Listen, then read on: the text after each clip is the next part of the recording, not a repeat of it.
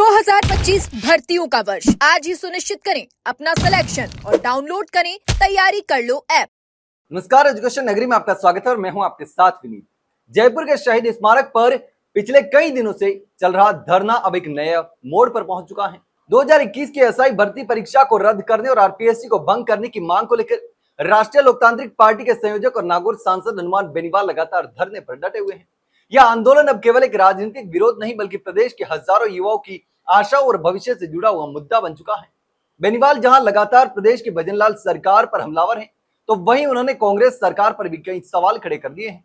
लेकिन इसी बीच इस मुद्दे पर कांग्रेस प्रदेश अध्यक्ष गोविंद सिंह डोटासरा भी अब इस मुद्दे पर हनुमान बेनीवाल के समर्थन में उतर चुके हैं। गोविंद सिंह डोटासरा ने किरोड़ीलाल मीणा और भजनलाल शर्मा को कई सवाल भी पूछ लिए इस मुद्दे पर, और इस मामले पर हनुमान बेनीवाल का स्पष्ट कहना है कि यह आंदोलन सिर्फ एसआई भर्ती को रद्द करने तक सीमित नहीं है, बल्कि यह प्रदेश के बेरोजगार युवाओं के साथ हो रही अन्याय के खिलाफ एक संघर्ष है।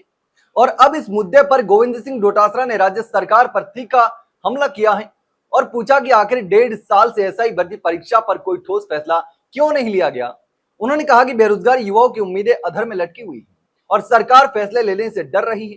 डोटासरा ने सरकार की असहमति और भ्रम की स्थिति पर तंज कसते हुए कहा कि किरोड़ीलाल मीणा एक बात कह रहे हैं, एसओजी कुछ और बोल रही है, मंत्रिमंडल उप समिति के राय कुछ अलग है और मुख्यमंत्री भजनलाल शर्मा तो हेलीकॉप्टर में ही सैर कर रहे हैं।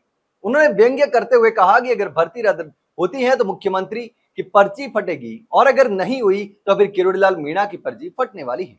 यही कारण है कि सरकार को स्पष्ट निर्णय नहीं ले पा रही है। डोटासरा ने यह भी आरोप लगाया कि सरकार युवाओं को रोजगार देने की मंशा नहीं रखती, बल्कि यह केवल सियासी गणित और दबाव में उलझी हुई है।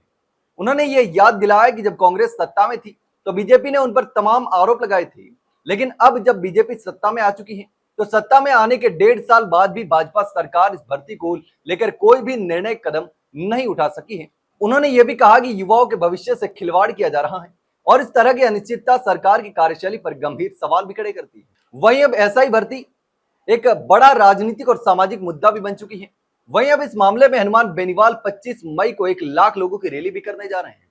इसके लिए पिछले कई दिनों से आंदोलन की तैयारी में जुटे हुए हैं और इसी बीच अब यह मामला कोर्ट में भी चल रहा है और 26 मई को अहम सुनवाई होने वाली है और ऐसे में अब सबकी नजरें कोर्ट के फैसले पर टिकी हुई है। लेकिन इस पूरे मामले पर आप क्या सोचते हैं, कमेंट सेक्शन में कमेंट करके जरूर बताना। वहीं अगर जानकारी अच्छी लगी हो तो वीडियो को लाइक और शेयर जरूर करें और हाँ, चैनल को सब्सक्राइब करना ना भूलें। फिलहाल के लिए इतना ही, जल्द मिलते हैं एक नई जानकारी के साथ, तब तक के लिए नमस्कार।